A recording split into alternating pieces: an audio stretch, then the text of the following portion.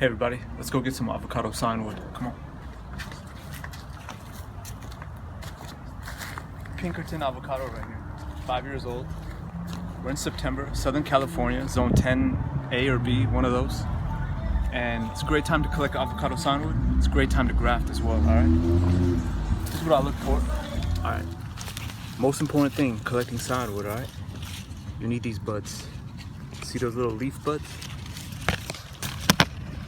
Those are what will form new leaves if the graft takes. These buds right here. I hope you could see it. So let me cut it. Let me cut this stem way back here. That's all you really need right there. Now let's go inside, we'll talk about it. Let's go. Alright, here we are. We got the scion here. First step, of course, we take off the leaves, because we don't need those. Alright, in the past, I would take this single scion right here and graft it. I'd use this whole stem to do one graft. But in this different approach, you can get 1, 2, 3, 4, maybe 4 pieces of scion wood from this single stem, and I'll show you how to do that. So for me, the crown doesn't work. This very top part, I haven't had good success. So I take that off. Here's 1,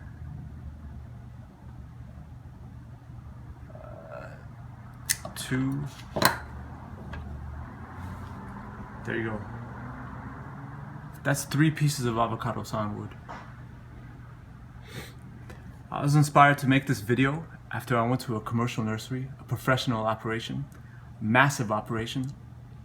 This nursery, think of this nursery supplies the big box stores. The big box stores like Home Depot, Lowe's, these kind of things. So they have to make a lot of avocado trees. They have to graft a lot of avocado trees. They do hundreds of grafts every day. So they have to be really efficient with their scion wood. And this is how they do it. They cut, this is the amount of scion that this is the size scion that they use.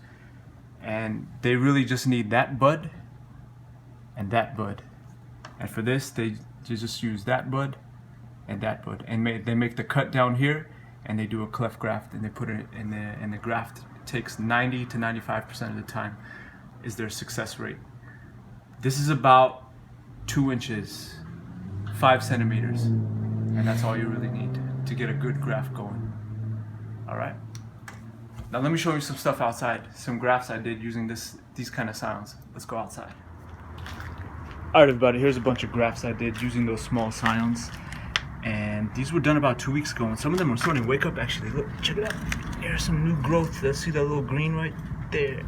Starting to pop out. That's pretty exciting. So you want to come and periodically check your grafts, because sometimes you'll see growth coming from these areas right here. This is the seed, this is the rootstock. You don't want that. Like this right here, I rubbed it out, but this was growing out here, and this is not part of the graft. This is actually from the seed growing itself out. So I just take that off. Here's some starting to form actually right here. You might be able to see it there, right there. You see that?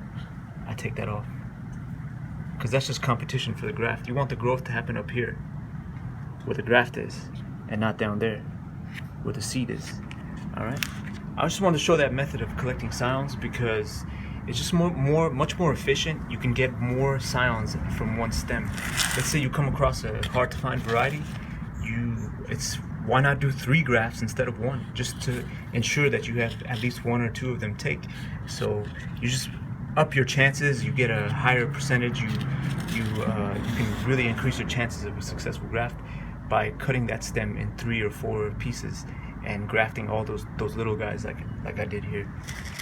So these are kept in shade, of course.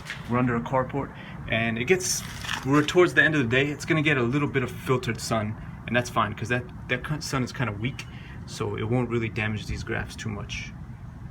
Alright people, as always, if you have questions, let me know. And as always, like and subscribe. Thanks for watching. Bye.